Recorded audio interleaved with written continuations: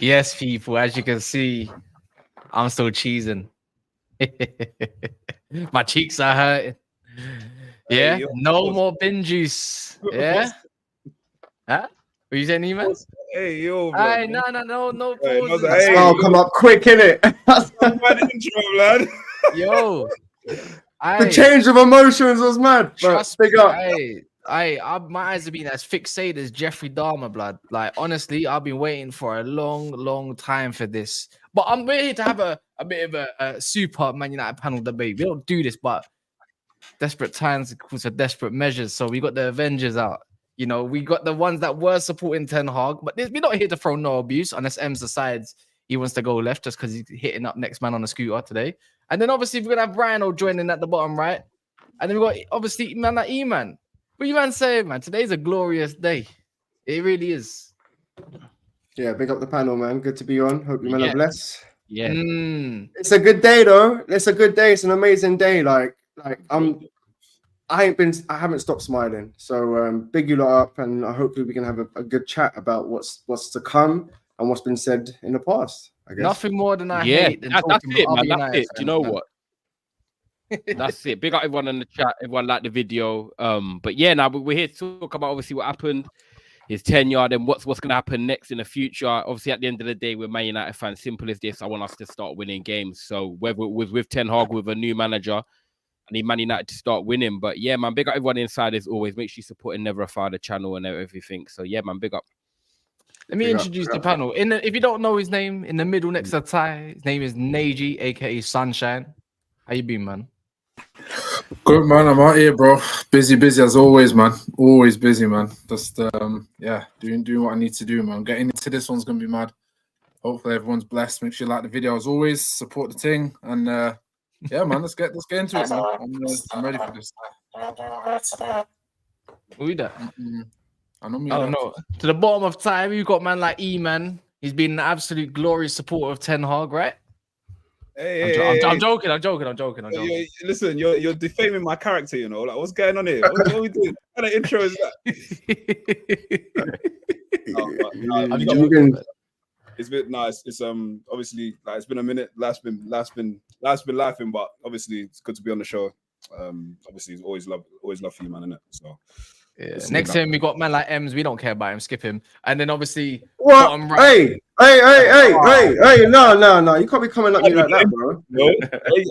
That is the worst, bro. You were complaining about your intro, bro. And you said you spoke. What? Listen, bro, the realest Man United fan, yeah, who gives it as it is and sees it as it is. Yeah, cool. That's me. Yeah. Anyway, sorry. So we got the white version of rants. But what's it called? Then I've obviously saved the two best till last. The one with the deepest voice on YouTube. Man like Rhino. We're here, man. Big up, Neji, Ty, Marcel, obviously. Oh, this has been a long time coming, Rhino, man. It's been a minute, man. It's been a minute still, man. Big up the rest of the guys as well. What's your guys' names again? Oh, yeah, no, I mean, yeah. Bro, I met you. Rhino was on the show before. I think I met you before, man.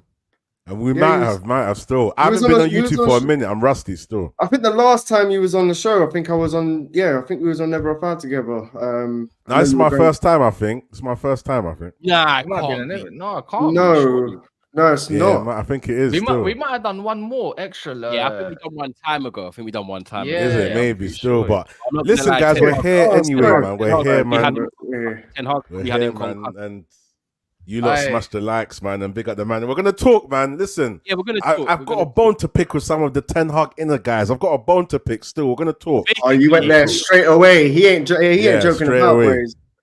Yeah. And you know what? The most, I think he's the most famous person on this whole panel. You know, I think he's been disrespected. I think he's been shown good respect at the same time. I think he speaks very well. I think some delusional takes and some very good takes. Yeah, the one that deserved the intro out of anyone, yeah, is the one that rocks up to United no matter what. Rainy, snowing, sunny, just to watch that Ten Hag ball thrive. Name gives of an M. Name is Marcel. Well, God, man, I appreciate you, man. I think this is my debut, though. I appreciate that's a big intro, but I think this is my debut on Never a Foul. So, and it's been a long time coming as well. So, big up everyone. Obviously, support the channel. Big up smash for the like jumping on. When I shouted you earlier, I didn't think you were gonna be free. You asked me, man, and obviously I'm gonna come through time, man. We've been supporting this club for a long while. Obviously both of us been, supporting the Ten Hag journey, but it's come to an end now, so it's time to move on. But obviously I'm gonna be holding. I want to hear everything that everyone has to say about that time and the tenure and all my opinions based on it, but it's now time to move and support the next manager till the very end, or whenever that time comes, period, for him to be sacked and moved on. So I'm just happy to support the club, and I'm obviously not 100% happy that it didn't work out the way that I would have wanted to see it work out, with us getting back to the top of football. But the new manager, if it's going to be Ruben, looks like he might be able to galvanize some of these players, and there'll be a manager. What is that? What we're doing? We're doing first name basis already. Ruben. Come on, man. This is getting peak already. That's crazy. You didn't even call Ten Hag Eric. Man's on to Ruben already. Oh, you are shameless. Where's the respect, Marcel? You know what? Ty said something earlier, and I thought, you know what? I thought I'd share this. Yeah. You know what he told me? Yeah, this is what I mean about some Ten Hag inners when they show cracks, yeah? Right, he said, whoa, that's a, you know what, you're right. Well, yeah. You're right. He said this, yeah, we can finally go OT. And I'm thinking, what do you mean by that? He said, Cass, we can go OT. He said we can go OT. I'm like, what do you mean? Why are you not supporting the man that you wanted in this whole time? You've been ditching your team. This is your man. He got me there. He said even on the pre-record that my manager still like, bro, he don't exist with us no more. I'm gonna forget he even managed us. Do you know what I mean? So Ty makes me question Ty his actual intentions or thoughts. You know what? That's it. We'll start. Let's get into it, man. Guys, make sure you like the video, because the truth is, obviously, I haven't been to Manchester United game this season. I normally go quite frequently, and that is obviously partly because the football hasn't been that enjoyable. I don't know what consistency I'm going to see, because we haven't seen that. But one thing I will stand on. So you're not diehard then, bro. Diehard's going every game. You have the opportunity, especially backing your manager. So you saw the gaps. That to be no. Do you know what, Rhino, Marcel, Nagy, we've been doing Mandem Talk on Said TV for time. Yeah, big up Said. And I've always said, I've always said that. Look, I see the mistakes and see why people have wanted him out, but also why I was willing to give him a chance. I'm going to talk about it now. Obviously, at the end of the day, I'm not shocked by what's happened today. The truth is, for me, right, when he came in, and I'm going to lay down my foundation. Tell me you weren't shocked, bro. I was shocked by excitement. No. I'm not shocked. No, I'm not shocked. I was shocked. I'm not shocked. I'm saying. Oh, okay, fair enough. I'm saying I was shocked. I woke up and I'm like, yo, this guy's gone. Like, I can't believe it. Like, I'm shocked it happened, but I'm not shocked when it was going to come. It was like going to come this week, international break, the next. SUG's trying to cut your internet, bro. Felt like it was. The checks run out. The check has run out. I said SEG. I'm so glad I'm. Is he back? The truth is. He's not back, is he? Does someone want to kindly take over from what you were saying? That's a struggle, man. I'm so glad I'm not gonna have to hear about that agency ever again, man. Flipping up, disgrace, bro. Does anyone want to take over, Ty? Who wants to take over? Like, for what? How they felt? No, I don't mind. Listen, I was kind of shocked. I wasn't that shocked. My missus told me, look, this is what's happened. She showed me the phone, and I was just like, oh my days. But I wasn't that shocked. Similar to Ty, I knew it was coming. Like, I knew that something was gonna happen. You felt like he wasn't gonna survive the rest of the season, or that at the end of the season, it was potential that he wouldn't make it. It was only a 1-year contract anyway. I was more worried about the cycle, like the fact that every single, like the last 2 managers have been here and they've been sacked at this point before. So I was more worried about that. Like, I wanted us to break that cycle, but it didn't happen. I wanted us to get the manager sacked in the international break. I was Ten Hag out at one point. Did you get it? I was on that side. I'd seen the signs. I remember the tweet. It went viral. Yeah, I'd seen the signs, and I said, "Look, when was this that? Is the best time to do it." When did you see the signs? I need to know when this. When the light bulb moment hit you specifically, because I remember we were outside. I remember meeting you the first time I met you. Yeah, this was what, semi-final of the FA Cup. Yeah, semi-final of the FA Cup. And I'm there, and you were still pleading his case even after the season that we had. Yeah, and even after that mad Coventry game, you remember? It was a Coventry game where we just scraped through. Bro, I remember. That's why I'm shocked you're saying that now, because the fact that it only dawned on you this season as opposed to last season, to me, is mad. I'll be real. That's why I'm kind of thinking like, when did it hit you? Because good question, bro. Good question. Basically, for me, especially when you start a new season, you got to give a manager 10 games. We haven't even given him the 10 games. But it was like, once you lose 3-0 to Liverpool, okay, you know, that's a top 4 contender rival. Once you lose 3-0 to Spurs, again, that's a top 4 contender rival. You're drawing games, or it's looking bleak. You're not numerically out of Galatasaray. But but that's what I'm getting to. Like those games, Fenerbahce, the draws in Europa League, it makes, because they're not losses, bro. Crystal Palace, but the Crystal Palace one as well, where we should have won. Yeah, we should have won. I'm going to be honest.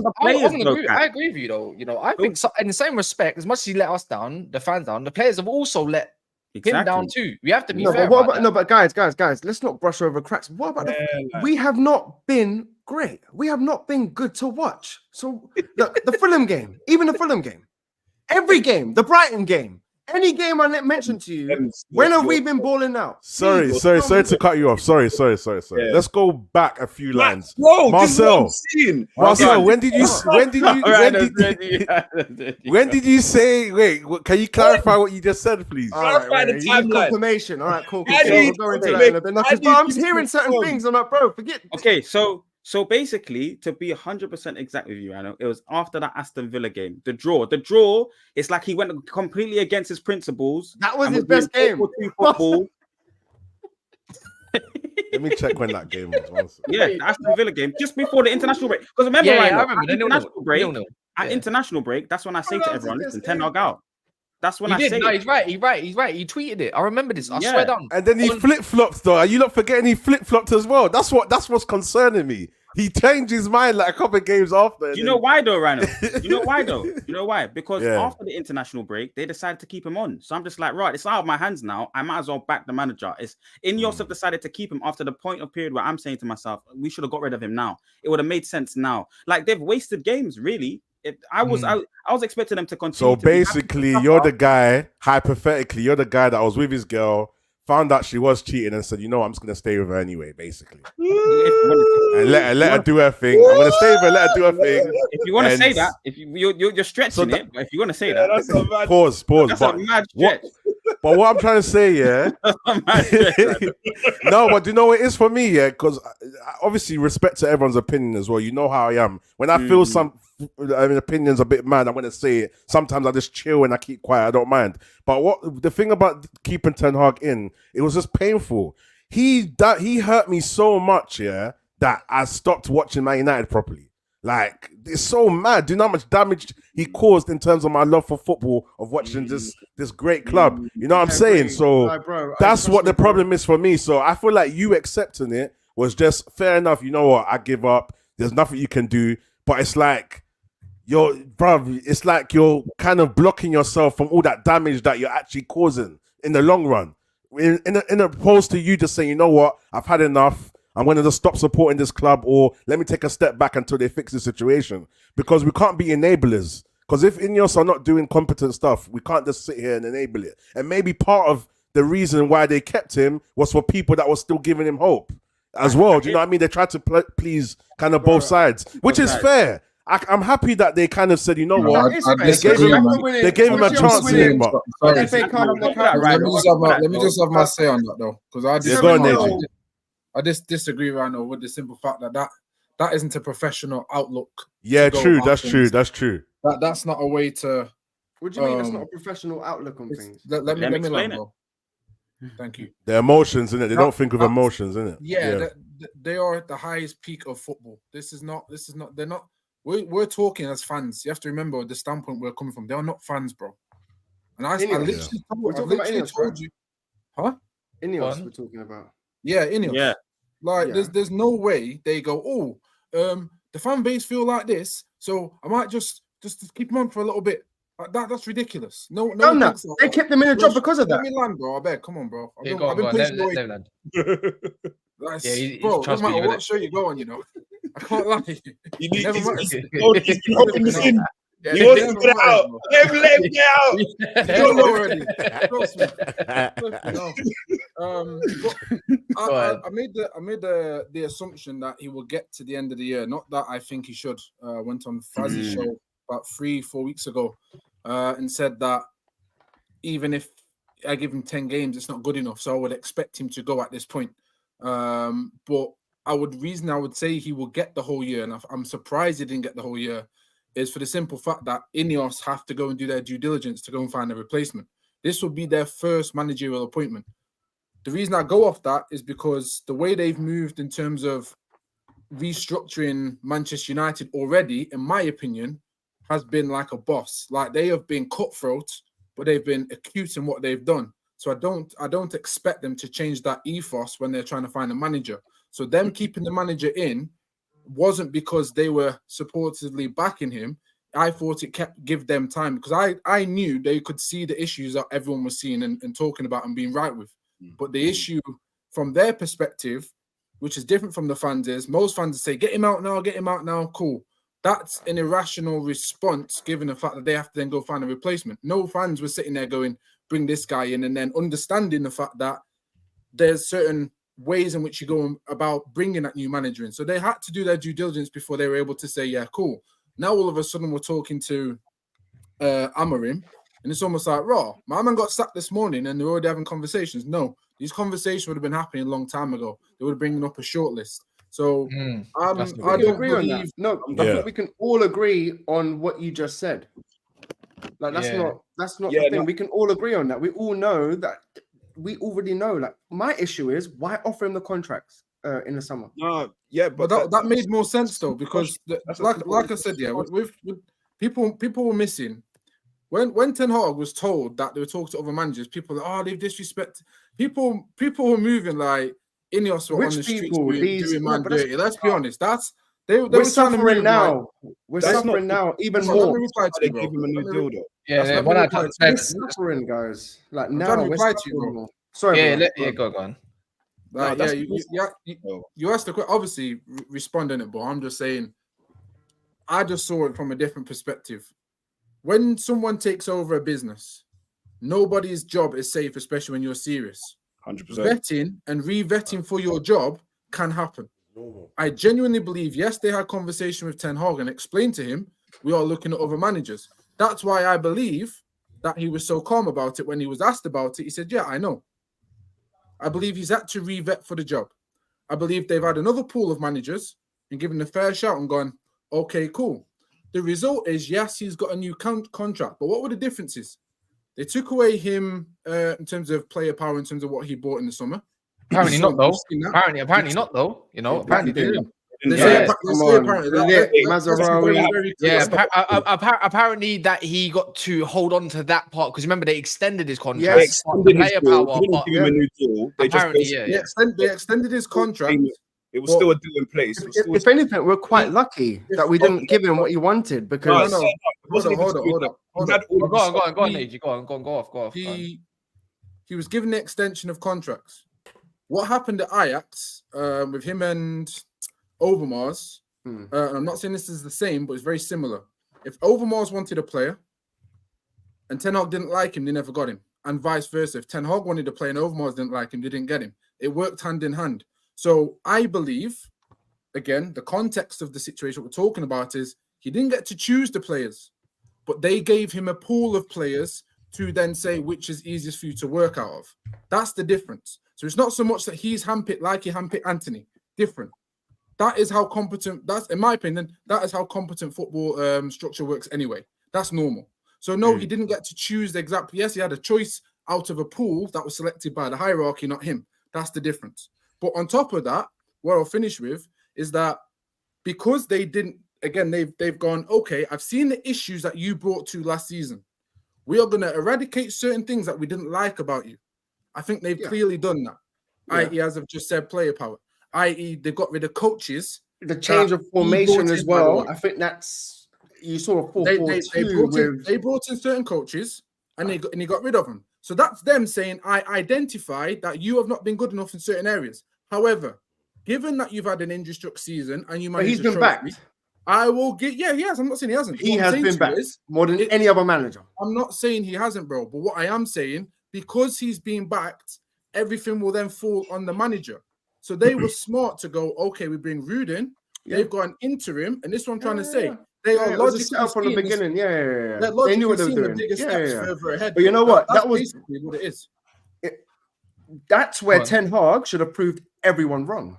That's where Ten Hag should have been like, you know what? You got Ruben. All right, say no more. Now I'm going to show you what I'm really about. You got a fit squad now, apart from Malacia and Luke Shaw. Apart from that, bro, Martinez worked well at left back. You can still do that. But decision making, awful.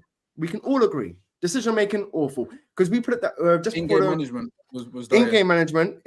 But not only that, like, are you making decisions based off rotation, which he always says, or are you making decisions based on who's performing well? Yeah. And as a Man United fan now, I haven't been I can't dissect the difference. So when I hear him speak, and I'm like, okay, so why did you drop Rashford in the Europa League when you saw him score the goal against? I think it was Burnley. I can't remember. Might have been. No, it wasn't Burnley. Barnsley. Yeah. We finally saw Rashford get some form, get the goal, and I thought, you know what, kick on from here. What does he do when he goes into Europe? You drop him, yeah, and then you and then he says it's down to rotational purposes, yeah. But then you drop Ahmad, and you're dropping other players, and you're basically saying to them, well, Rashford's performing, Garnacho's performing, so I have to play them. So which lane do you win? So he's dug his own grave with that, and for me, for sure. I think no one's really disputing that. I think what I think Neji's saying is that Ineos have done the right process to give this man his fair shake. I agree. I hear that. Done the right they gave him another probation period. Fans like me that at the beginning of the season we looked at what Ineos were doing and saying, okay, they've given him a clean slate and a fair opportunity. They've backed him correctly. We done everything we could, Marcel. We gave him everything. We backed him in place. That's it. Like, we done everything we could as a club, as Ineos. We done everything right. We ticked all the boxes. We gave him probably a bit more. We backed him. Yeah, maybe more. We gave him all of his players. We even got rid of the players that he didn't get along with. Everyone left. Varane left. I don't want to go in. Sancho, bro. Mm-hmm. So we backed him with the outgoings and the ingoings, and we also gave you a massive opportunity to carry on. Listen, at the end of the day, he's got a good contract. He's not going to be upset. He's going to get another job. Let's just hope it's not against us, because I guarantee even to add on to what you're saying, I think he started to kind of self-sabotage as well. Because, certain things he was doing didn't make sense. There was an idea floating around with a couple of content creators I spoke to, and they had this idea, which piqued my mind. Very rarely it piques my mind because I try to cover all bases. But it piqued my mind where they were saying, is there too much water under the bridge? So even when he's trying to get things right and he may be saying the right things, it's too far gone because these players are probably tapped out, like, subconsciously. Not saying they're consciously not making the effort, but do you know sometimes you can, someone could turn their life around, but you're still going to hold on to that part of them that, you know what, that's good for you. Like, I want you to eat, but not at my table, kind of thing. Do you know one of them?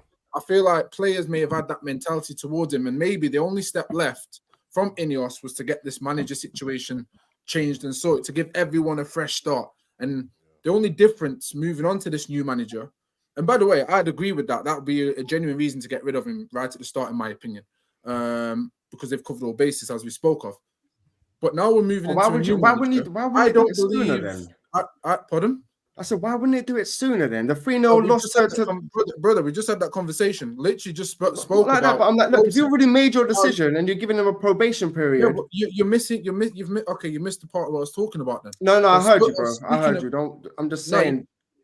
Actually, Neji, do you know why he's got a point? Do you know why he's got a point? Because realistically, doing it this way does cost them more money as well. So it is a risk. That's not the situation. It's a risk. That's not the situation of what's into. No, in terms of them being competent. In terms of them being competent. They've looked at managers. For Ineos a little bit. Come on. Of course. Either way, whether they backed him or not, it was going to be a W or an L, but they have to make a decision. And I believe they've gone through the right process to reach that agreement. Not saying they got the right man. That's a different conversation. But the process and what they did to get the right man, giving themselves, again, a bit of a safety net if it doesn't go wrong, is not an issue. That's why they're moving forward right now. I think they've done the right thing. They vetted certain managers. Yes, we can all sit here and say, I wanted Tuchel or I wanted Southgate, whatever it is. We can all say that, because that's a football opinion. That's fine. There's no arguments. That's just good conversation. But the reality in their shoes is that they have to make sure that whatever decision they make, they've got a backup plan. Manchester United's structure have not had that. So like I said with Ty, said with Marcel, now there's a structure in place. I don't care if the manager stays or goes. If they give him the right chance, I trust that they've done the right process to get to that stage. If they get rid of him, I trust that it's because they've got good grounds to. And I believe they'll put something in place. So this new manager coming in, yes, his CV may not be as good as previous managers we've had, but the difference is there is a structure there now that I can trust that manager's no longer having to walk into stuff like having arguments with Ronaldo and having to work with players that were there from previous managers that don't suit the system or style. They will get eradicated. Anthony will be no different.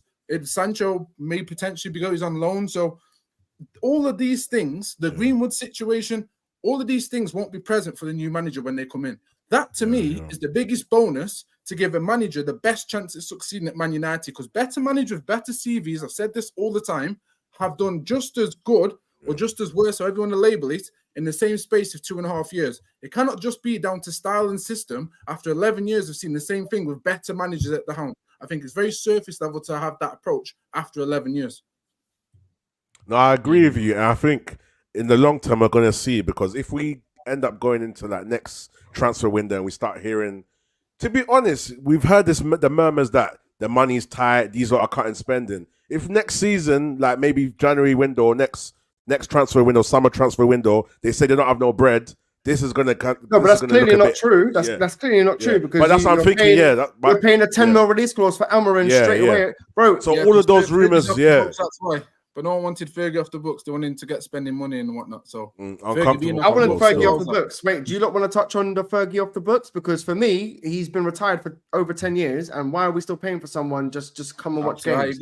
I agree. You got to move forward. Agree with that. And he's still got the same role as well. It's not like... you can still come up and watch games. You can still, you're still the guy. We still love you. Still be a presence, but we're not going to pay you for it now because we need to move your club forward, bro. Anyway, this is the thing. This is why I don't like. That's what I was even sorry about my connection when I had to reboot my laptop. But this is what I was saying. Like with Ten Hag in his first season, Rhino and I know that I said I felt he overachieved Ems in his first season. I think he got top 4 and obviously the Carabao. My first expectations were top 6 and better football because I wanted just to see a consistent style of play.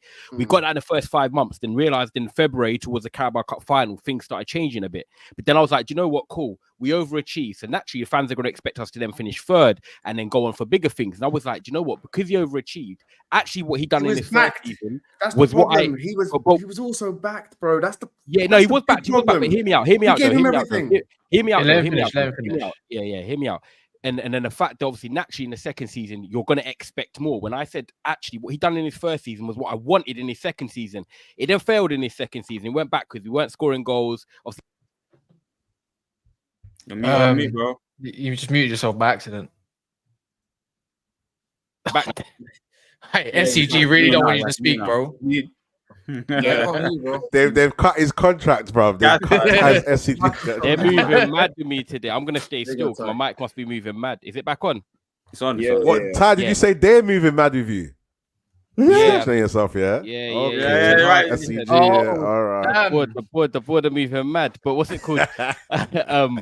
Then last year obviously he failed, but I was at this point, Ems. I was like, right. They've sorted out the background noise. That's what Ratcliffe's come out and said. Obviously, the background noise in behind what's going on behind the scenes has been a nuisance. So they're going to sort out that. Ten Hag's then been back to his 2 centre-backs, a midfielder, right back, left back, Mazraoui, got his striker as well. So I was like, you know what? It's 1-1 in seasons for me. It's like in a boxing fight. I won the first few rounds. The other guys won the middle rounds. Now it's going to the championship rounds and see Wagwan. You're either going to sink or swim. Looking at it like that. It's the final round, it's the final few rounds. And at the end of the day, look, I said on Mandem Talk, and I've said, look, I wanted top 4 in Europa League this year. Rhino and all these man know. But if them man had said to me in August, okay, Ty, you're saying that. But by the way, what if I tell you we're going to be 14th on the 28th of October? I wouldn't have believed that. So that's why I can't believe myself that being a Ten Hag fan and what I liked about him at Ajax, and that we've got to this point 2 months on from that we're now 14th on 1 game in 11 or whatever it is in Europe. It's been not even a whole year. Like I didn't expect that, but with the backing of Ineos getting 1 more season, the players coming in, some of the background noise gone, I was like, you know what, 1-1 in seasons, I'm willing to see how it goes to Christmas. And ultimately, it failed. So like the Titanic, it sunk. So that's the way it is.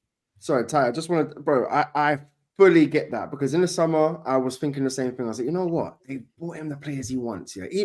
Even for me, bro, I don't know about you lot, but that 7-0 defeat to Liverpool, guys, like that did kind of, that's still there. Do you know what warning I mean? sign. No, you know what? The first warning sign was? You just can't move on from that. You know the first bro. warning sign really was for me when he decided he couldn't work with Rangnick. That was the first warning sign. I think maybe if you no, but I'm talking about performances. You see that I don't mind that if a manager's coming in, he's been like, you know what? No, I'm the manager. I don't need. But I want to see everything with my own eyes. I get that, but in a state where United, one sec, but in a state where United needed some sort of direction in terms of what footballers to get and help with deals and stuff like that, we ended up, bro, getting Anthony for 80 million, like 85 million. You know, there's been some ridiculous. That's disgusting. The fact that he wanted to try and run everything by himself kind of tells me he likes the dictatorship part of it all. Do you know what? Do you know what? That's not his fault, though. I don't think that's his fault. That is his fault. He got rid of him. He said, "Get the F out of the consultancy role." It was quite. No, but Kaz, like, imagine being a manager and you're going into a club, right? And you want to do things your way, and then this manager's been there previously, and then now they're trying to. It's like, no, like, let me bring him up. You either want to do your job or like don't let me do my job. Yeah, no, it's like, it's like a micro. You feel like you're micromanaged. I get that. Like, I'm not even. I understand what you're saying, Kaz. Look, like Rangnick is an amazing football tactician, and he knows about clubs. He knows. I swear that Mane and so many players, he should have kept Rangnick 100%. I agree with you. But what I'm saying is, a manager coming in, they kind of want, they're going to want to take the bull by the horns and do their thing. For me, it's the performances that I was seeing, and I still don't know Ten Hag ball. And even now, you're going to look at me and be like, oh, yeah, it's the... But yesterday summed it up, Ems. This is why it was in... Like, this is why today, as in obviously, we're shocked that it's happened because no one thought he would get sacked. He thought he would get sacked like 2 weeks ago. The fact that it's happened comes after a game against West Ham, who have been poor. And ultimately, yeah, me and Marcel have always wanted Ten Hag to do well. This summed up the last 12 months. No, but sorry. Bro, guys. I think every Manchester United fan wants the manager to do well. Let's not do that. Let's rephrase that. Whatever the manager is, you want us to win games. No. I get that. You are that. If you're not doing that, you're not Man United fan. 100%. I mean, in terms of in the last few weeks, obviously, me and Marcel wanted it to be turned around and Ten Hag to stay, whereas a lot of people wanted him to go. That's how I say it. However, yesterday was an indictment. The last few weeks, though. What about last year? Did you not see nothing last year, guys? Top panel, Marcel. Let him run this point, though, bro. I was still willing, like I explained to you, I was still willing to give him a chance into the season for the reasons I just explained. But yesterday or Sunday was typical that, you know, we had chances in the first half where the first 20 minutes it should be 3-4-0. Game should be buried.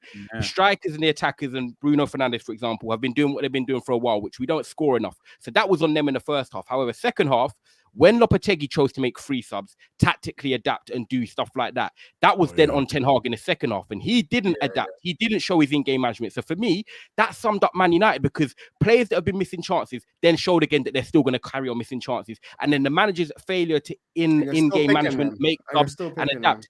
It summed up Ten Hag. So really, it's been a car crash for both.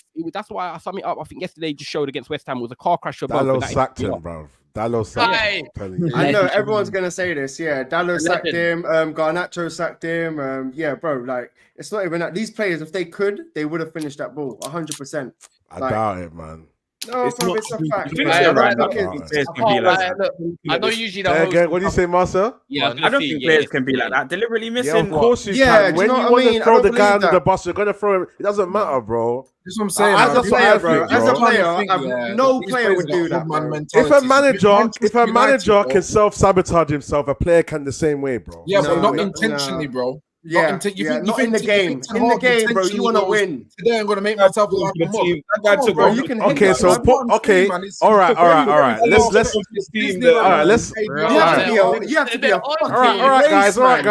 Guys, calm down. Listen, let me say something. All right, you know why you're contradicting yourself, yeah? Because at the end of the day, if you're saying Ten Hag can put Mazraoui in a 10, it's the same principle. He put Mazraoui in a 10. That's incompetence already. He's already doing something that doesn't make sense. So of course the player can. It's the same principle. Let me respond to that. He put Mazraoui in the 10. But I did not rate it, by the way. I said put Zirkzee or Ahmad there. That's the most logical thing. I don't think anyone could mistake that.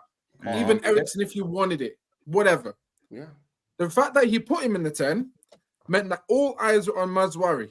Fair play, because we're waiting for that opportunity to shoot my man down and say, what are you doing? To be proven right or wrong. I was open. You have a bad game to be fair. There's no logic putting Mazraoui in a 10. We've got 3 other players. Wait. You know what? Let's hear. You know what? Even I'm trying to edit the overlays because I've never doing 7 is kind of difficult, and I'm just trying to make sure you lot are more full screen. Neji, you're more full screen now. Let me hear this logic quickly because even I'm having a little bit of a listen. Go on. Yeah. Go on. By the way, if it sounds deluded, E-man, please. I'm waiting. I'm literally letting everyone cook, but when you lot have all finished, let me know. There you go. Then debate with what you've heard. There you go. I'm there for backup. I'm backing you up. Just let me know. As soon as you go, I'm back up. The Neji killer, man. Let's go. The Mazraoui situation. I didn't support the fact that he played him as a 10. When I watch the game, I have to watch the 90 and go, okay, let me see if he's proved me right or wrong. I don't believe Mazraoui offensively or defensively did anything wrong and actually contributed quite well in the 10. Doesn't mean I think he should play there. So let's not get context switched. But what I'm saying is we didn't lose the game because of that. I was expecting to lose the game because of that. There's a difference. I think we did. But I don't believe we did. And that's fine. I'll hear that opinion in a second. But I'll land this one and I'll just let you know that I don't believe that that's the moment we lost that game because I saw how he played. Objectively looking at it, whether I liked it or not, I like to look at this going, okay, prove me wrong. I want to be proven wrong. The reason I want to be proven wrong is because my club is at stake every single time. So I can make an opinion and still go, okay, I hope I'm wrong. Mazraoui didn't put a foot wrong. However, the reason it was an issue in playing the 10 is because we didn't create enough from the 10 position. That's the only thing you can have. I think not even creating enough from the 10. Not even creating enough from the 10 wasn't the reason that, in my opinion. But Neji, can I add something to that specific point? Not to cut you, but to that specific point. Yeah. But you saying that he didn't do wrong, putting Mazraoui in the 10 weakens our defense as well. So us trying to be weak. No. Mazraoui was pressing. So whenever Amrabat got the ball, I could see what he was thinking. So whenever they got the ball, Mazraoui was the what's our best back four? Our best back four is Mazraoui as a wing back. Listen to what I'm saying. Mazraoui in the 10 was defensively doing his duty. I'm not just saying, in the 10 you got to be Ozil. I'm talking in absolute. In that 10 role, he was dropping back, doing a Mazza in midfield and in defense. So it's not like he was the stinker of the reason of why we lost. That's what I'm saying. I'm not saying I agree with it, but I'm saying it surprised me that it didn't go as bad as everyone thought. That's what I'm saying. Yeah. Maybe there was. So don't you think, don't you think that if Mazraoui was in the back line and we had a better 10, we're going to be better attacking and defensively? 100%, so we might have not even conceded some of the goals. So therefore, that argument of him not putting a foot wrong is flawed because at the same time, he didn't put a foot long. Whoa, don't do that. No, you're saying that he didn't do, but you're saying, whoa, pause. No, there's no foot long, guys. Let me land quickly, Neji. The reason we didn't get the result. No, but that's what I'm saying, though. But this is why you have to think it could be because if you're going to put Mazraoui in a 10, you're sacrificing our left back and right back positions. So that changes our whole structure as a team. Our back four have been actually good. So if you now change that, even though he didn't do wrong as a 10. You've still messed up our structure. Oh no, effectively, Rhino. You know what I mean? Effectively, actually, it's messing up 2 positions because you're compensating Mazraoui in the 10th, so you're losing. Yes, that's my point. That's my point. Yeah. Do you know what? I'm actually intrigued though. I'm intrigued to hear what Eman and Marcel have got to say because I know that obviously they probably haven't said too much. So obviously, Eman, or actually, no, Marcel, you go first. I know Eman's obviously been he's not waited the manager for a while. So Marcel, because you've obviously backed the manager a long time like me, land your points on what you think of it, and then Eman can come in and obviously dissect and go from there. So Marcel, where are you, bro? Big up as well. Well, it's pretty big up, bro. I said before, innit, but you was gone for a little while. But it's pretty simple for me. You know, I backed this manager. We looked at it at the beginning of the season. He'd been backed, and I wanted to give him 10 football matches. It was difficult to do that. It was actually getting increasingly difficult as the games went on. We lost games against what I would consider our top 4 rivals, and it got more difficult to see an avenue into getting through to the next round of Europa League. It's still numerically possible now. So I was always still having that hope in myself to say, okay, we're only 7 at the beginning of the game against West Ham. I was saying we're only 5 points off top 4. It's still you can claw that back. It's still very possible to claw that back. And then in the Europa League, we're not numerically out of qualifying for the next stage. We've got easy games now as well. It's easy games. He can still do that. But again, the structure, the way that the team plays, I don't like the fact that he only has a 2-man midfield. all these things. There was elements, just the same way that Najee's saying, there's elements to what he's doing that he doesn't agree with. Same with me. There's elements to that, the things that he was doing that I just didn't agree with. Why are you playing a 2-man midfield? Why are you playing Mazwari in the 10? Why not play Ahmad in the 10? Why can't you play 4-3-3? Why does it always have to be a 10? Yeah, bro. Same. Yeah, exactly, Cass. But it was like, so it was getting more and more difficult to support him. And that got me almost to a point 2 weeks ago where I was like, listen, it's time to change. It's getting untenable. It got me to that stage. You say self-sabotage earlier. So someone did say that. I think it was. Yeah, I think that's basically the point. Yeah, some of my boys. Yeah, that's where we're at. Yeah, I agree with that narrative of that he was starting to self-sabotage. I don't know whether it was because, like what you've kind of mentioned before, Niji, in the sense of, the certain players don't really believe, like it's too much water that he's carrying right now, and because of previous, bad decisions that he's made, and disharmony with players within the club, that it just looks like, we don't believe in this man no more. It could be an element of that, and then the fact that just like Ole, because Ole wanted to do good things for us, by the way, but he just couldn't get results. And he tried to take the next step and get us to dominate football matches and control football matches. It just didn't happen. One thing with Ole though, Marcel. Yeah, my man, and again, not that I said he did a good job doing it, but he recognized that time. I think it was the Europa League, and he tried to go 5 at the back for the first time. They were all unorganized, and we still got ran adapting. Through. There was an Everton game where he went 3 at the back as well. Yeah, he tried to adapt, and I hear you. No, I hear you, Naji, yeah. But even Ten Hag has tried to, because we used to do the 4-2-3-1, and then the back end of last season, he tried to do the 4-2-4. I think he got like a draw. He got a 1-0 loss out of Arsenal when they dominated the game at home. Towards the end, like there was a couple other games against Newcastle. I think we won with the 4-2-4. Like he tried to do something, but it's like, I really do believe some of the players just didn't stop believing in him. Sancho, he had fights with Varane. Like it was getting more difficult to believe in him. But this is why now as well. I don't mind the timing of it, because what you said there, Marcel, I was actually on with Rance in that earlier, yeah. And I kind of view, and Rance is my guy, big up Rance if he's watching, but I made him go quiet because him and Nuruddin were saying about the season's over, this and that. I said, listen, if you look at it like this, we've got Chelsea on the weekend. We beat Chelsea, right? And I know this new manager bounce, I'm not trying to say it's all that, but this is football. Anything can happen. We go and beat Chelsea on Sunday, right? And Tottenham have got Villa, by the way, on the same Sunday. Tottenham go and beat Villa. We beat Chelsea. All of a sudden, with 3 points off Chelsea, 4 points off Villa, we've got this new manager syndrome or whatever, if it's rude for now or whatever it is. But at the end of the day, we can all collectively agree here. We can't play as bad as what we've potentially. But that's why we need to be celebrating. That's why, yeah. And that's what I'm saying. Top four is still on. Europa League is still savable. We're still in the Carabao this week, and the FA Cup don't start till Jan. So actually, our objective is what we want to aim for. Still there. Still definitely there. Bottom left. Hey, bust open those magnums, bro. Bust open the magnums. Yeah. Bust them open right now. You know why it's not a celebration, though? You know why it's not a celebration? Until I see Ruben in the door. Big man. No, but it's not fully a celebration yet until we see Ruben in the door. We need to see a concrete, definitely is signed, sealed, delivered. You know what, Marcel? That's the direction we're going in. Ruben, and just before Iman comes in, even if we see Ruben, I like Ruben. I'm not even going to get overly excited, because I got excited about Ten Hag, because I truly thought he was the one. So I'm not getting zapped again. Facts. You get me? I'm getting mad excited, bro. Are you mad? Yeah, Hey, run it up, bust it open, pause, all of that. However you want to do it.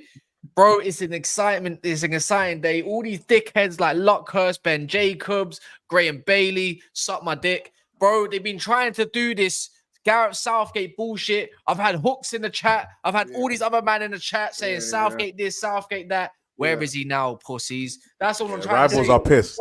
They're pissed. They just saw their favorite manager in the league get sacked. And then they say, oh shit, there's a competent one coming in. Do you know what it is? Like I said, we're saying it right now on live. We're not here to participate. We're just waiting patiently. Kaz makes me laugh, bro. He was in all of the chats, bro, yeah? Calling out bare people, bro. Like, oh, what? Southgate, yeah? He's like, yo, oi, just adding people like, oi, yo. We saying that. It has to be done. So, man. yeah, big up Kaz, man. Has to be held. People have to be held. And that's one thing I have to rate Ineos. Like, at the end of the day, I was starting to question them a bit, which is natural. It's a natural thing to kind of think, have they kept him in too long? What's going on? What are they doing? But they've proven that no one really knows what they're doing till they're doing it. And that's what I like about them, because that was a big problem. Like, no one saw this, this news. Like, no one saw it. So the fact that he just got sacked, and Amorim, like, wasn't he Liverpool's first choice?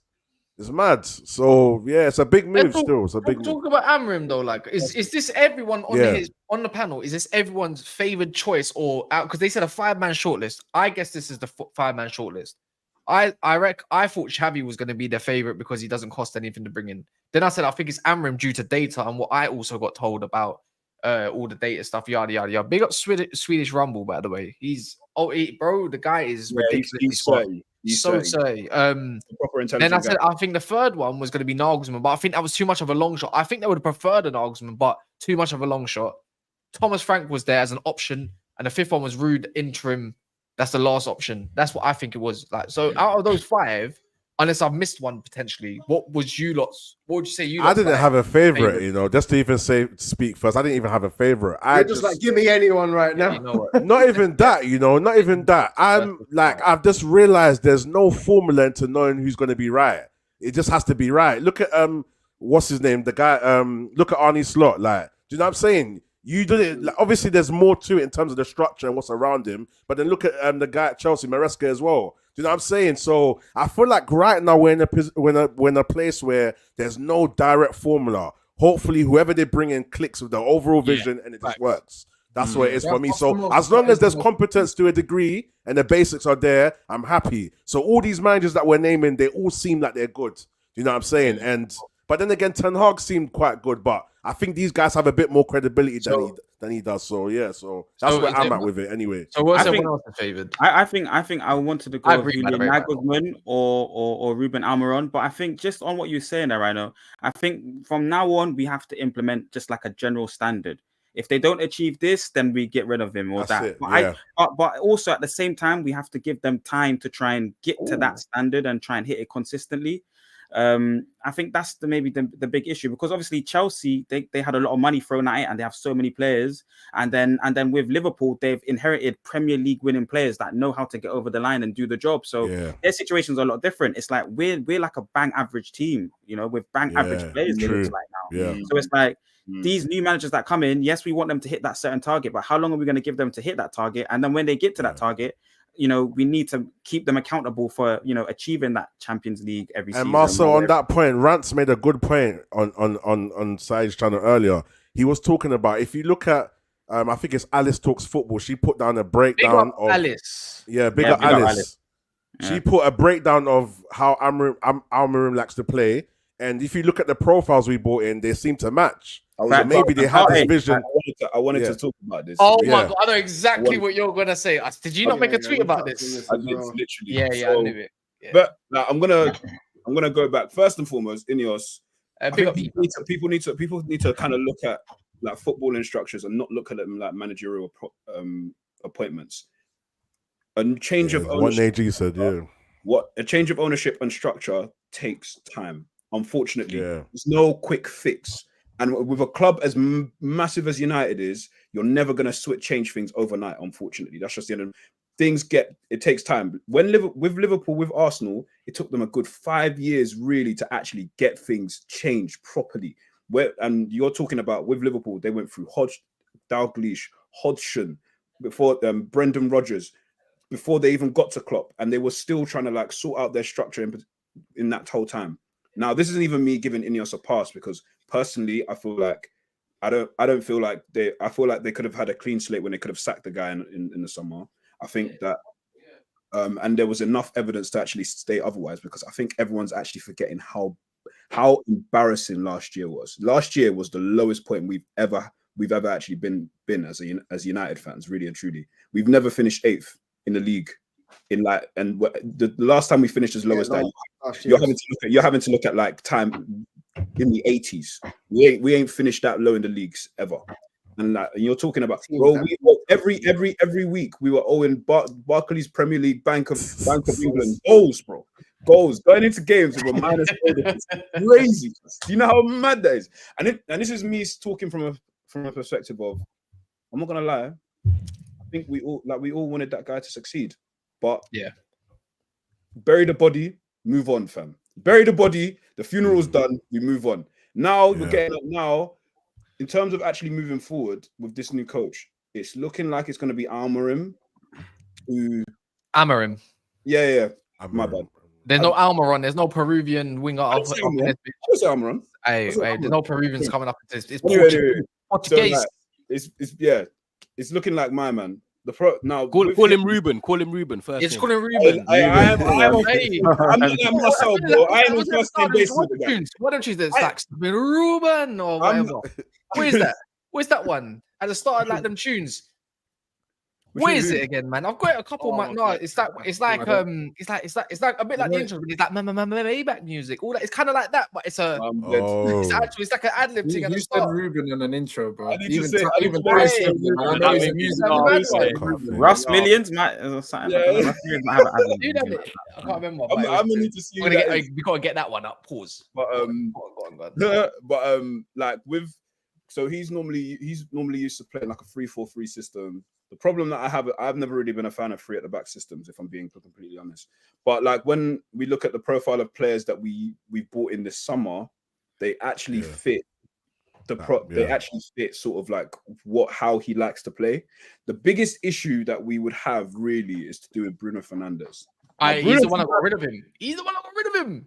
Bruno Fernandes. Now, when he was at Sporting, like their times at Sporting basically did not coincide. They did not coexist. They like Bruno had already gone to us. By the time he had already left, Amorim got these men to a point of winning a league, which they hadn't done in years. Which I don't see as a coincidence at all, but that's by the by. Now, the problem with that is you normally have 2 attackers in front of but just behind a striker. But with Bruno, if you're playing him in either of those systems, I feel like you're wasting a position. But then it also means that you then switch it to a 3-4-1-2, which then centers the attack around Bruno, which we've already seen doesn't also work. And also that relies heavily on wing backs that we don't actually have. Hear me out. Now, this is where I get giddy, innit? And call me out if I'm wrong about this, innit? Now, this team doesn't include Bruno. No, sorry, Bruno. Maybe it does. Doesn't include Rashford nor Garnacho. The back 3 sorts out itself, I think. I think even Luke Shaw's adequate enough cover, even if he's injured or not. Leave him there, innit? Whatever. Left centre back, I think he'll do fine as a backup left centre back. Lindelof suits a back 3. Even Maguire, I don't even get up to Maguire no more because I like his efforts and his application. Yeah, I don't find nothing wrong with it. Last year potentially. Just leave it as it is, innit? But as a backup, Euro, serious wing back. Serious centre back covering wide spaces. Lissandro kind of proved to me that he can do the wide space thing. Yeah, Cass same as well. Because I never used to think that Lissandro could do that. Hear me out. Obviously, right wing back, Mazraoui, do your thing. You're better attacking, keeping the ball anyways. Delo, do your thing. Even right centre back, Delo can do his thing. I think even Delo showed me defensively you're fine. If we're now, Anthony is the generational left wing back if we need him. Generational left wing back, yeah. And there's one more. Yeah. I said, hear me out. There's 2 young ballers that I really like, and one's better attacking, and everyone has a bit of worry about him. Is Harry Amas, yeah. He don't need to be physically able to play as a wing back role that's how we can develop him a little bit better. He's already in the squad of the first team. Agate knows his role. Cool, whatever. Now, this is where it gets a little bit more different. You can choose whatever centre mid that you say. Obviously, Ahmad, do the Marcus Edwards role, whatever you want. Up front, Xerxes, whatever. I don't care in it. The left wing spot. Hear me out. Kobe Mainu. Wow. Kobe Mainu. Wow. Jeez. No, man. Anyone that's seen Kobe Mainu in the tight spaces when he likes to drift off to the left? Yeah, people call it against Liverpool. They call it the wing bar role. Yeah, like Pogba used to do.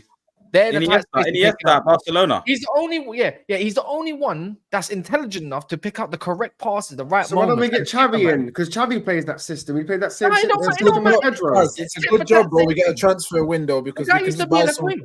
But I think if you want headless chicken Agati in there, cool. He does the 6, the 8 role. Pick your choice. You know what? There's one more in there. Yeah, look, this is where probably Bruno you have to utilize them. Probably use him. Otherwise, use him up front somewhere out the way in it. Don't even have him nowhere near the midfield, which I agree with, by the way. I can't stand him. Hear me out. Dan Gore, Toby Collier, whichever pick, just choose it. Don't care. the thing is, I'm not gonna say. No, what you not doing? No, what you not doing? I'm not gonna say you're wrong. I'm not gonna say you're right. I'm not gonna say you're wrong. What I will say, Mason Mount as well, slightly. Yeah. What I will say is that in his time, because I was doing a bit. It's a bit mid, but Mason mid. Yeah, it's a bit mad still. But like mid. I don't know if Cass is trolling. I don't know. Because you know what? No, sorry, man. Oh, no, sorry, because Ericsson can't do none of them roles unless you stick him on the left up front somewhere. He used to kind of do it for Tottenham anyways. Remember when Pochettino was running a 3-back? Do you remember that? Yeah. And obviously his energy levels. Same with Bruno. Don't want to know when in the midfield. We need a bit of a control in the center as well at the same time, you know, like in respect. Don't get me wrong. This is where Manu might have to do that job, but like I'm just saying for me, a lot of these are criminals in the team. I don't want them anywhere near. I've seen enough of some of these adults. Give some of the young bucks a chance in it, because there's nothing you can't show. There's nothing Bruno can show me that I don't already know. There's nothing that Mason Mount can show me that I don't already know. And guess what? It's not good enough. No, it's not. Yeah, I'm cooked, man. No, I don't care what you. I know you man went side. After dwelling that one. Just we don't forget. So we don't lose track. One thing quickly. Don't let E-Man land on his points. I know E-Man was originally saying something, so I don't want him to lose track of what he was going to say. Oh, right. Oh, yeah. And we'll go back to what Cass said after. Convo can drift, but I'll stay locked in. Yeah, firstly, I saw one comment that said that Cass is cooking salmonella, which is mad. I know. But like, I think the second thing really is more. I think because I was doing a bit of reading, and he actually does promote youth. So like there was about in his tenure about 25 players from the. To be fair, they got no choice. From the youth team has actually come up and actually played for the first team. True. It's made up to 25 players. And with the amount of youth talent that we have, I'm not gonna lie. Like youth revival is what's gonna save this club more than anything. Yeah. Like, I'm not gonna lie. Like I think a lot of, I don't know what it is with this club and sort of like signings when it comes to midfielders, but my God, in the last like 10, 15 years, since Michael Carrick left, E-Man. Marcel saying how you like him. Angel Gomez. Yeah, bring my son back, man. Yeah, you want someone to dictate in the six. Angel Gomez. Go further forward. Angel Gomez. Hey, come on. Him and the Carter, he actually works, you know. Guys, are we really doing this, man? Come left on. Wing, like he does for Lil. Left wing, that little 4-3 for Angel Gomez. The man. Kaz is doing this, man. It's time to get in, man. I feel like you should be backing me up here. 5'7" midfield, but bro, we move them. I'll take it. I'll take it, brother. I've seen Bernardo Silva play left back and dictate a game against Arsenal. I don't want to hear that. No, that can be done. But guys, I think we just need to be more smart. Like Agate, like he's good. Stop. Why are we judging him already? He's had like 2.5 minutes on the field. I'm not even a fan of Amrabat. I'm not a fan of Amrabat. I would have just said, just keep Amrabat. If you're going to spend 40-50 million. fits the system that Ruben would want to play, though. Absolutely. You know what I mean, bro? Yeah, but Amrabat was doing the same thing. That dog in there. Like, you're not... you know what? Yeah, but we need a dog in there. He's an anchor. I don't rate a guy I think he's got more legs about him. I think in a 3-4-3, if you have the right... You need legs, isn't it? You can get more out of a guy.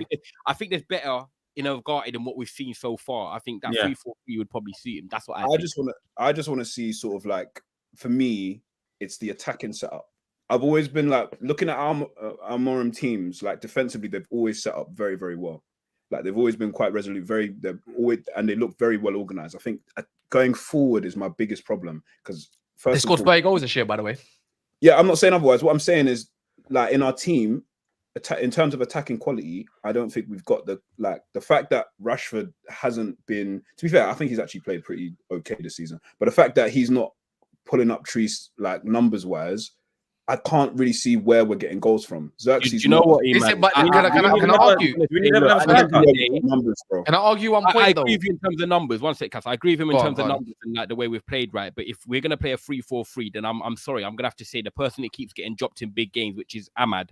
he's going to be the one that I think out of all the attackers would thrive in this sort of formation. Yeah, in a 3-4-3. I really want to see what the reason I say that is because if you've got a 3-4-3, and you've got the wide wing back flying forward, that actually allows Ahmad to come into sort of that Bernardo Silva pocket.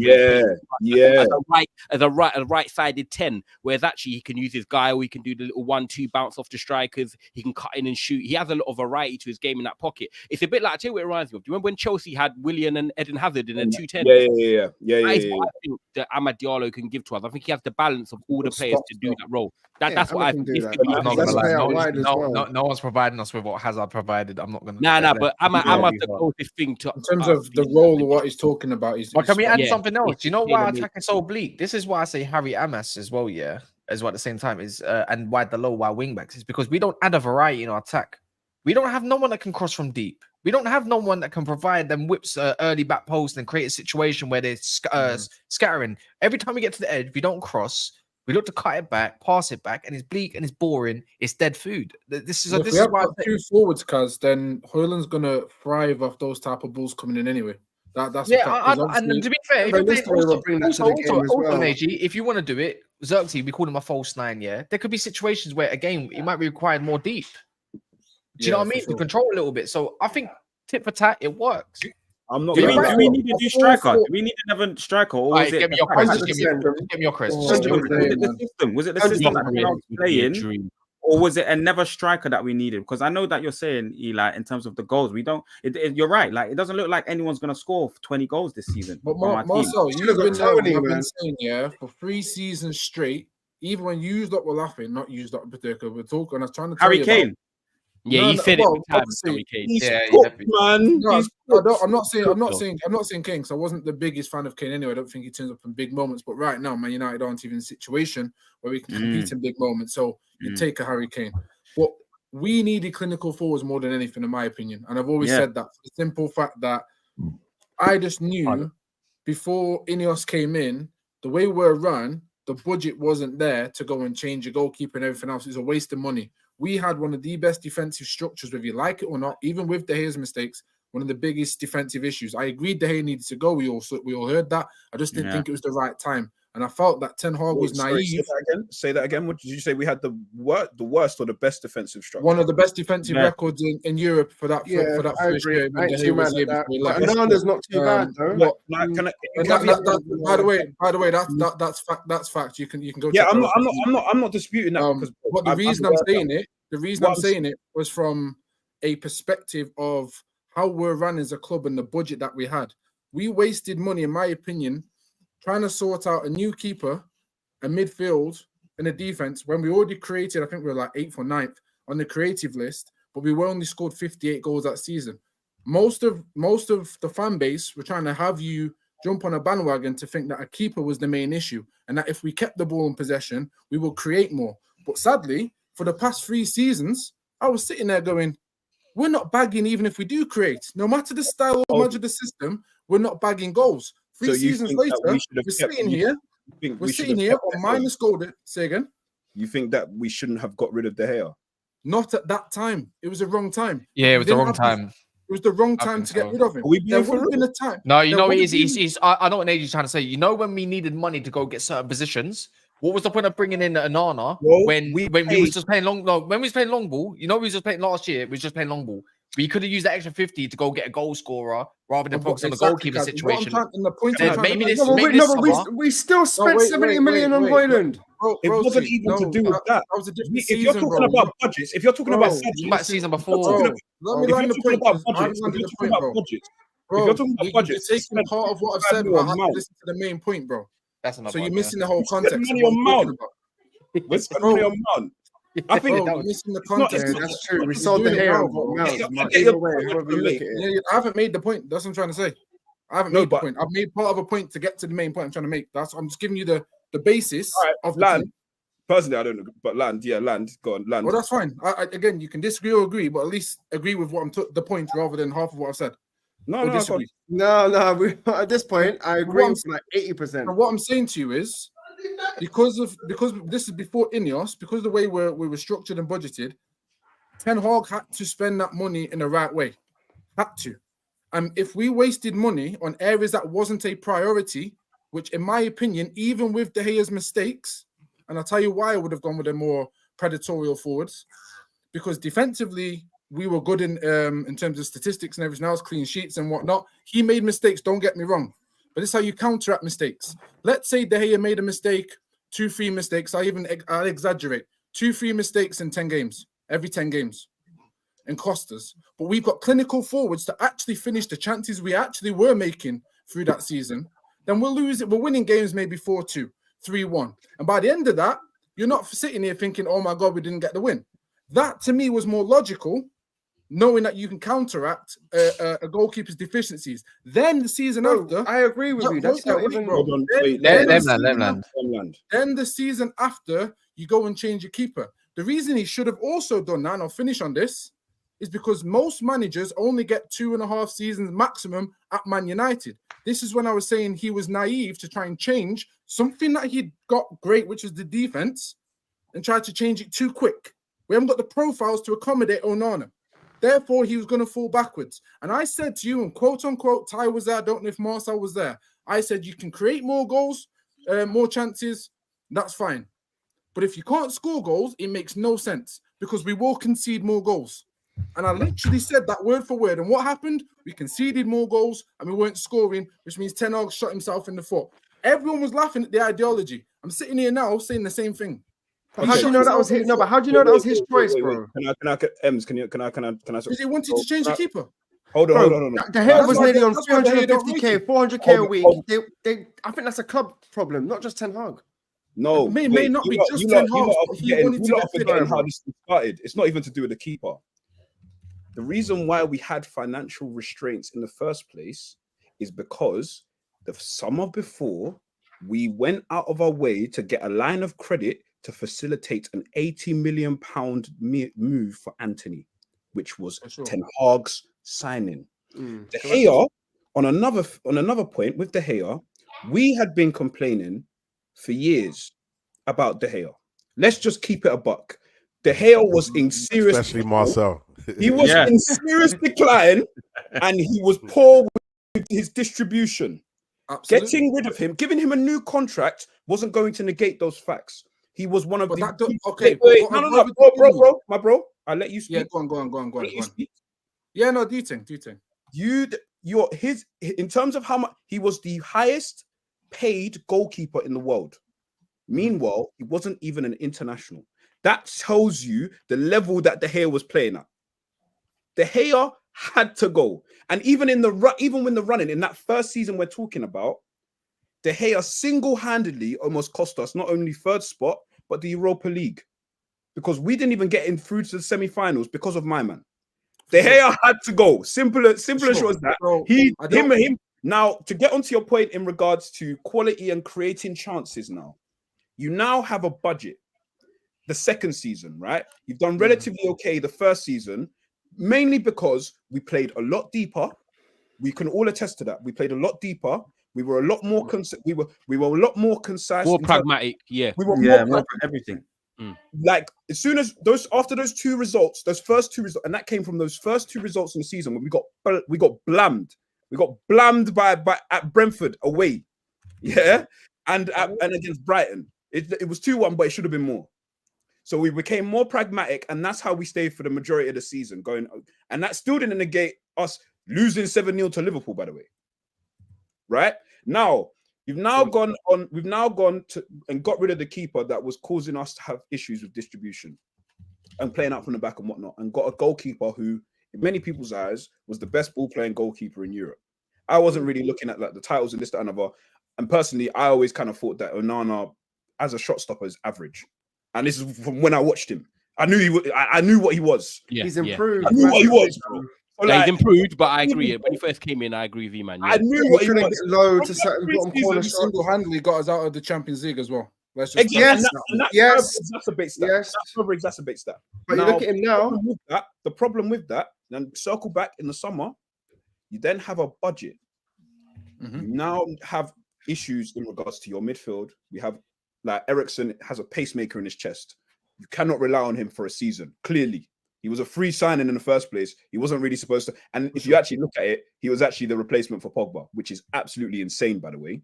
First and like to put that in perspective, right? You then go and spend 55 to 60 million pounds on Mason Mount, who hasn't played as a midfielder. His second year in Chelsea, and if he had a best position, it was playing as a 10, or as a left-sided midfielder, right? For sure. Which was on Ten Hag. He advocated for that and wanted that. Okay. He went to my Manchester. I was just going to say that, Kaz. You didn't play Mount in that. No, he didn't. Let me have Fred's replacement. I was even about to land on that. You wanted to displace Eriksen, improve on Eriksen, and you've gotten rid of Fred, who was actually making sure that Casemiro's legs didn't dissipate into thin air, by the way. Yeah. Like, which we saw in the second season. That's what actually happened, bro. Yeah. Now, it now comes to the point of you've relied heavily on Rashford to score you 30 goals, which great achievement, by the way. But clearly, that's not enough. Clearly, because our striking options were workhorse for half the season, which is insane. The second season, that summer, you now take a chance on an emerging young talent who scored 9 goals in I think 22 games, decent ratio, but in terms of actually being proven, he's not actually proven. So he's a work in progress. Mm-hmm. But we know we can't get an experienced forward because of how you've hamstring us financially in the first year and the second year. Okay, so can I respond? You've not actually challenged my original point. You've now got a wide forward that you've paid for that amount of money that we've already confirmed isn't going to score or assist, because he didn't score for like a good year, even in that second season with Anthony, with all the minutes he had. Because Ahmad outscored him in like 3-4 games. Like he put up better numbers and was better performances. For sure. Then on top of that, Højlund, who you've misprofiled, by the way, because you're playing him as a target man when really his best attributes was playing over the shot, like on the last man and getting balls in behind. So now, and on top of that, like you're asking the player who got you 30 goals to facilitate chances for him. How do you expect to score? How do you expect to create chances and score goals, bro? Okay, you've unpacked a lot of which doesn't actually challenge the original point. So I'm gonna have to go back to your first thing, if I can remember, which was the Onana situation. Your point was the goalkeeping situation. So no, my point was prioritizing. You shouldn't have prioritized the keeper that season. Doesn't mean not get rid of him. So this is my first challenge to your point for correction. I was on the bank that it's not a problem getting rid of Onana. Everyone can testify that. It's all out there. Receipts are all there. De Gea. Sorry, De Gea, apologies. Fine. No one can say I didn't say that. I've got an issue with getting rid of him. My issue is the timing of getting rid of him, given the fact the season before, and I'll even give you more context to the situation. People are forgetting Ten Hag has to come in first season and rebuild this club. Every manager had to, because we didn't have the structure of Ineos. So no matter what manager came in, every manager has to build in his identity like that or not. That is a fact. So yes, Ten Hag, we'll get onto the signings in a second. No stress, because a lot to unpack of what you said. So again, if I go off, let me know. So he's had to rebuild the structure. If you're smart enough as a manager, you should know on average, you only get 2 seasons on average until things start turning around. After your first season, after you, again, regardless of whether I'm not saying I did not identify the keeper's mistakes. I did. It's there. The receipts are there. But it was not the main issue in terms of us going to the next level 1. I made the statement. Ty will justify this. I said, I feel like Ten Hag's taken 3 steps back to go 5 forward, and really should have taken 1 small step forward. He should have been smart, because the issue was not the goalkeeper as per se. He was an issue, not the issue. But guys, I feel like we're wasting way too much on this. Wait, you know? This is a conversation now. No, go on. Onana coming in. Like we're supposed to be celebrating right now. Or not? Who? We're just having a debate. So we're supposed to be celebrating. Oh, we're just having a debate, bro. Like, it's not a deep. We're just having a genuine football debate. But I get that. But Onana and De Gea, everybody knew that De Gea needed to leave. I think I'm not saying the fan base agrees with you on that. Like, bro, I'm just having a contextual conversation and a debate. That's it. No, I get that. But I just feel like we're touching on this too much. And what you've just said, I have agreed with. We both said the same thing. So that's not an issue. My point is prioritizing financially for that season. If Ten Hag was smart enough, he should have gone, you know what? Yes, I need a new keeper. But we still managed to hold it down defensively. I can prove that with the stats over Europe, let alone the Premier League. So I know if I go and bring in a decent enough striker, I now need to go and check my chance creations for that season with that decent defense. Was it top of the list? No, it wasn't. Was it bottom of the list? No, it wasn't. Could I still get results, though, if I go and get predatory forwards over a goalkeeper? Do I have the funds to go and get both? No, I don't. So what do? I go, you know what? I'm more than likely going to get sacked next year if I don't have another season like I did first season. So let me go and do one little step and go, let me add goals to this defense.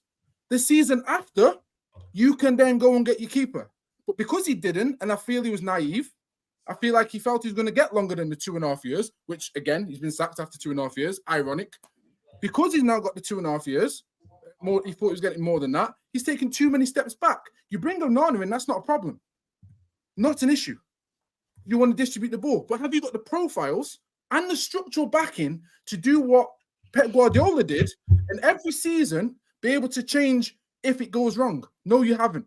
Pep Guardiola changed his keeper 3 times in 3 seasons. Man United should be able to do that, but can't because we don't have the structure. So if he gets it wrong, he can get rid. We, again, statistically proven over the biggest, longest period of time, over the 11 years, every manager that's brought a player in has struggled to get rid of him if it doesn't work out. Harry Maguire is one example of many. So these are all things you should be contemplating when you're bringing a player in, knowing if you bring him in and you don't see your contract through, the next manager going to have to deal with it. If you want to stay for 2 seasons, can you not understand? 2 seasons, how are you not identifying the main issue going, let me buy back some more time and go, I don't have the funds right now to completely dismantle this team with different. Yeah, but you know his Neji. At the end of the day, Ten Hag's washed anyway. So man, we're laughing, bro. You know, it's not just him, bro. That's a club decision. He was on 350k a week. He wants a new contract. I'm not saying that, but there are different ways in which you can actually structure your deals. Did he need to go and get Mason Mount? Of course he didn't. 100%. No. There's 2 players who got rid of him here. I don't think that's done. Hey guys, I got a question. I got a question for everyone then. I got a question for everyone then. Going forward, what is the new standard? Like what are we meant to achieve every season? How long do we give a manager? Because it's been 2.5 years. So how long do we give a manager? And what's the new issue now then, Neji? What is the new, like, is it the defense that's the issue? Is it the midfield that's the issue? Or is it the strike that's the issue? How long do we give a manager now going forward? And what's the new standard for Man United? Because we're not the Man United of old that would like we're not gonna be finishing first and second every going forward. Like we're gonna have to take time to build to that. You know more than anyone, Marcel. Without a structure, I said it would take 4 years because we would have to build in the ideology of a manager. Sadly, yeah.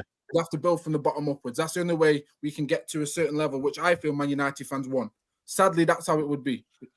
Now we have a structure in. Yeah, I'm giving a new manager 2 seasons.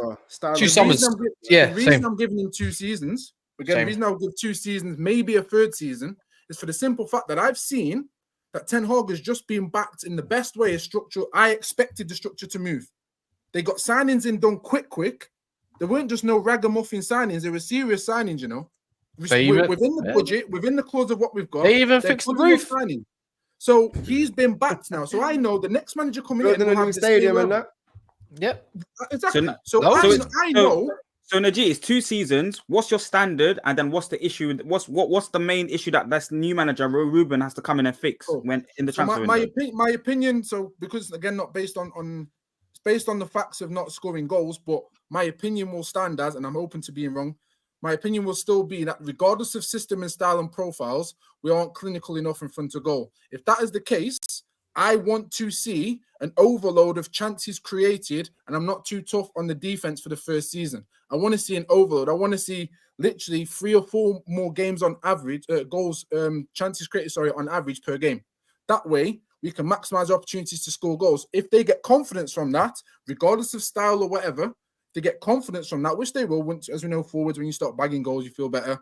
everything else starts working out and clicking. Once they start doing that, I'm cool. So first season, I want to see goals. So I'm sick for the past 3 years, seeing us not scoring enough goals. I agree with that. I agree with that. So I would take first season goals, and I would genuinely take a top 6 for the first season for you to settle in, because he's got enough decent players there to work with, in my opinion, including the youth. Can I jump in?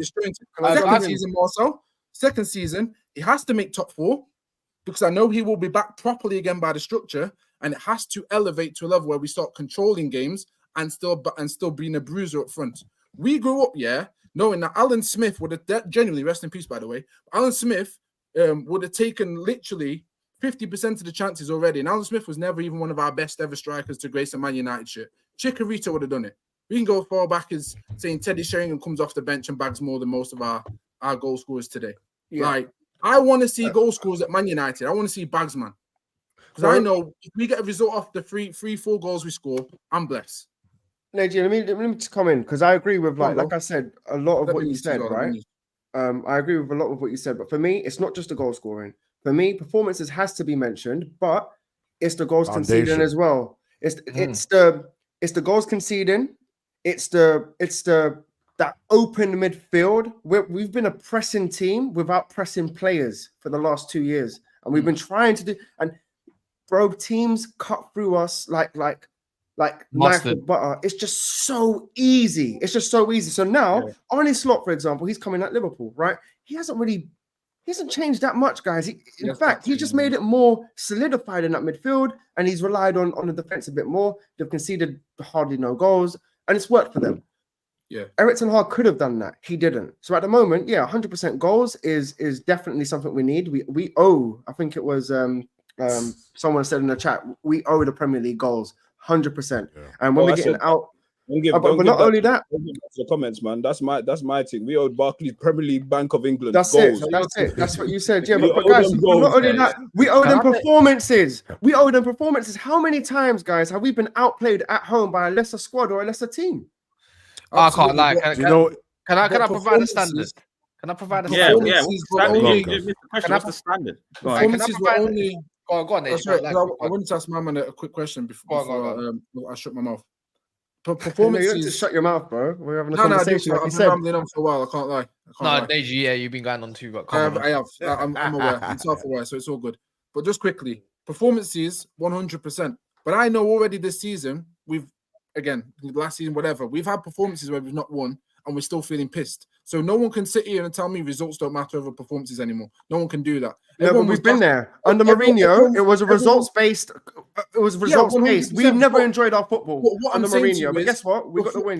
Performance in the first season, in my opinion, I don't believe will be as good as you believe it should be. Bro, you said top 6. You said when a new manager comes in, you expect top 6 from this club. Bro, I'm not accepting that, because Erik ten Hag has had us top 6, and he's supposedly under a new structure. Technically, he hasn't. He had us third for 1 year, which he overachieved, and that was based off Chelsea being shocking and Liverpool. But is that down to the squad or is that down to the manager? Boy, just talk about it. Is that down to the squad or is that down to the manager? We play defensive football. Can we set so, for example, like us not finishing in the top 5 or top 6, is that down to the manager not making the right decisions and his fuck up, or is it down to the squad quality? I say both. Which goes towards him mostly. Which goes to him towards mid. We can get more out of the squad, though, guys. I believe. Guys, I'm not disagreeing. I'm saying it goes towards him mostly because he actually advocates a lot of these players. Nice and loud. Yeah, Cass, let me know what the standard is going forward for this manager over the next how many years that you think he should be here for, that we have to give him. Not years. By the end of this season, I need that Europa League in that cabinet. Otherwise, you're incompetent, in my opinion. You've got a good enough squad. They're mainly all coming back fit as well. No one's out for too long. We're the best team in the competition, man. Yeah, but it's got they've got Tottenham in the bookies. That's not on, by the way. So on that notice, for me, go get me that Europa League. Otherwise, you're crap. Second of all, I expect a decent cup run. We got Leicester next. Yeah, I expect to win. But that's not down to him, though. That's down to, obviously, Ruben destroying the excuse. So if you go through and you get to participate in that competition, City could get knocked out. They're playing a B team all the way through, by the way. I think Liverpool are still in there. They've got Brighton. That's another team that's going to get knocked out. Arsenal going to beat Preston. Let's be real. And who's the other one? Chelsea have got Newcastle. So someone's going to get knocked out. Again, I expect to go far in them competitions. bro. If Ten Hag can do it in his first competition, I'm sorry, that's the minimum standard. Simple as that. Yeah, to even add on that, Cass, I think for us, we just need a foundation set where we just know how we play, who the player profiles need to be identified properly, players need to be picked based on merit, and just see something that we can build on. So once we can start to see a good structure, we know who's playing where, we know, okay, if he's injured, this person's here. You know what I mean? Just start to learn our team, start to identify where we're going. I think that's all I want. And then that's literally it. And, I think and players picked on, yeah. And Ems, if you're here, like, I don't know why, but why have you got an anime man without no top on as your DP?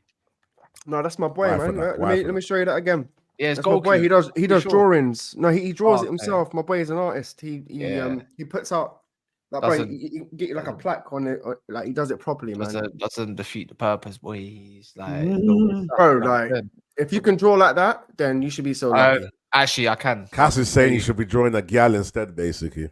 I can as it goes. Kaz is a soon to be married man, bro. So you need to know.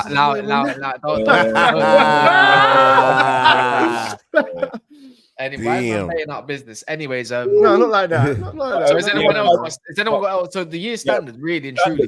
Never like that. One summer, you get one summer.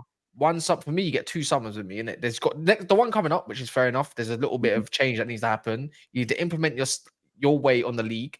Then you get another summer. The other summer don't need mad players. You just need to add the quality on top of that. You don't need 4 or 5 seasons like Arsenal. And Cassie needs to be able to utilize what we have and know what's the best within what we got. Summers, so what's the next year? So next year will be classed as the 25-26 season. So the year after that, the 26-27 season, I expect you to start challenging like now, then, there and then, from then onwards. Otherwise, you're a failure. Yeah, and we've made a lot of signings, guys. Like we signed 5 players in the summer, and I feel like if we signed another 5 players maybe next summer, bro, that's a whole new team with a new manager. So why are we hoping for 6th, 7th? For no, like let's go for it. I don't think no one's saying that. I think like if I'm going with standards, like really, I'm kind of mirroring this to what Klopp came in when Rodgers got sacked. So Klopp came in mid-season, which I feel like this is a lot. If it is Amorim, this is like because nothing's been confirmed yet. And also, is he coming? Is he going to be in straight away, or is it next season? Yeah, I think that's another thing. So if we're talking like he comes in straight away, I'm assuming he come. If you're paying that 10 mil, you're coming in now. Basically, you're paying that compensation fee. You're coming in now. So which I think is a lot on a young manager because he is young. He's only like 38 or 49. But at the same time, like my biggest thing for me is on your point, Rhino. It's very much based off. I need to see what the thought process is. That was my thing with Ten Hag. I wanted to see the football. Let me just see what you're actually trying to do. You're talking some facts right now. If it's to do with, I can actually see what you're actually trying to do. And you know what? This can actually be successful, but we actually need improvements in this position and improvements in this position. Not buying squad players, because that's not how you build a squad. You build a squad by improving on your first 11. And then in your first 11, the man in your first 11 drop to the bench. That's how you improve a squad, which is actually what we've actually done this summer. Really, guys, can you agree with this? Yeah. Sorry, bro. Finish. Yeah, because I agree with everything you just said as well.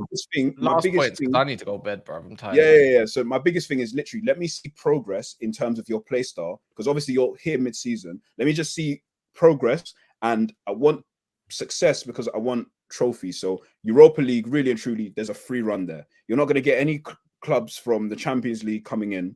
It's literally all the teams that are in the new system anyway. It's literally all the teams that are there were the best team in the competition. Go and win it. Simple. Like I don't really have any, because really that is a good route into the Champions League. You're not going to get a better route in the Champions, because personally, I don't think we're getting top 4 this year. Personally, I think City, Arsenal, Liverpool, Chelsea, and Villa are better than us, just in player quality alone, and also really in terms of, I think they're actually well coached as well, all 5 of those teams. So I don't think we're getting Champions League through the league. I think it's too late. I just see thought process. I want to see thought process in terms of your style of play. I want to see the in-game adjustments you make, and I want to see you integrate these talented young players that we've got. No, I'm not saying I don't want to say they all have to play, but I want to see their pathways and see where they fit in, and then from there, the next season, in the summer, you build on quality within the first team, looking at where, like, what improvements need to be made, and just looking at just building on your style of play and how you're playing, and actually becoming competitive playing with the big teams. So for me, really, so in theory it is one summer, but I would say 2, because I feel like, I mean, he's coming in mid-season, so it's kind of a bit tough. So this year is kind of like, it's almost like a free hit for him, in a sense of, let's actually see what you can do here. Yeah. This summer, if he comes in this, if he comes in now, give him that, and then like see, like, okay, cool, you've got until the end of the season, show us what you can do, and then okay, cool, these are the things that we can improve on next year. I want to see us being competitive with actually top 4 push, at the very least top 4 push, and be comfortable in actually getting back snatch our chain back, getting into the top 4. So then the year afterwards, it's like, right, time to compete with City, Arsenal, Liverpool, whoever it is. Can we agree we need to see results now? Yeah, no. I'm saying as in, like, really, bro, we're 14. When you look at managers that are coming in, when you look at the managers that are coming in other teams, anything's better than this. Anything is better than what we've actually been going through. And not only that, bro, I want to touch on what you said earlier when you was like, look, like, I'm not seeing a style of play. Bro, I haven't seen a style of play for about 2.5 years now. So at least you said it. Thank you for saying that. Sure, something. Like, thank you. Like, because I can't see what this manager or this team is trying to do. And every week it's just not freestyle, roll of a dice. Bro, it's just not it. And you know what, bro? I just want to pay the best players. Pay the best players. Don't no, but not just play the best players, but for favoritism, and actually we need a style of play, man. I watch Sean Dyche, bro. Everton. You watch that team, and you know what they want to do, and you can see what.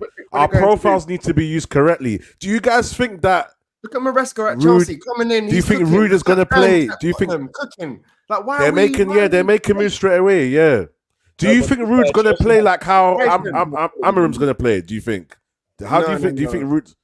No, I don't really. Because if we're going by our structure sets how we play, shouldn't we be able to kind of set the players up for now, so that when he does become our manager, if he does, he can just easily just transition. Right now, Rude's job is just get us good. Weather the storm right now. Weather the storm. Yeah. Weather the storm. Let my man come through. That's literally all Rude's job right now. Rude's not going to get a permanent job. He's not going to get a permanent job. No, he's not. Guys, anyway, who saw Ruben and Eric Ten Hag arguing? Yeah, we already know that. Best results. So, but that's my point. Right? There's different philosophies there and different ways of football. So I believe Rude will play something completely different in the next couple of games. I expect a 4-2. I expect a 4-4-2 from him. That's what I expect. Like he did that. That's what PSV used to do. But yeah, has anyone got anything to shout out, like their channels or anything like that? Just before we. You are Marcel. You are Marcel's there. Channels up and running. The content will be coming very soon. Yeah, it's up there. Big up everyone, man. I just want to say, big up Kaz, thanks for having me on. Big up everyone on the panel. It was a pleasure to meet you all, and I hope to see you guys soon. And hopefully this show should be a new beginning for us and the end of an era, as Heisenberg said once. Yeah, funny that. So big up to everyone. Anyone else got anything to shout quick? Big up everyone, man. You lot smashed the likes, and big up everyone. It was a good conversation as well. And man, big up the debates. Yeah, sorry, Naja, go. Respectful. No, it's all contextual. It was good. Do you know what I mean? It was healthy debates, man. That's what we need, man. So big up yourselves, and keep doing your thing. Anyone that's on the show, make sure you go support and do all that great stuff, man. It's been an absolute pleasure. Yeah, man. Keep smashing up the likes as well, man. Smash up the likes, follow the page, follow the channel, follow people on socials as well. Like, is that a new thing, Marcel? The one everyone was drilling you about for time. Yeah. Guys, is Man United back though? Are we back? Nah. Let's not start that. Yes. Come on, he's gone though. Ten Hag's gone.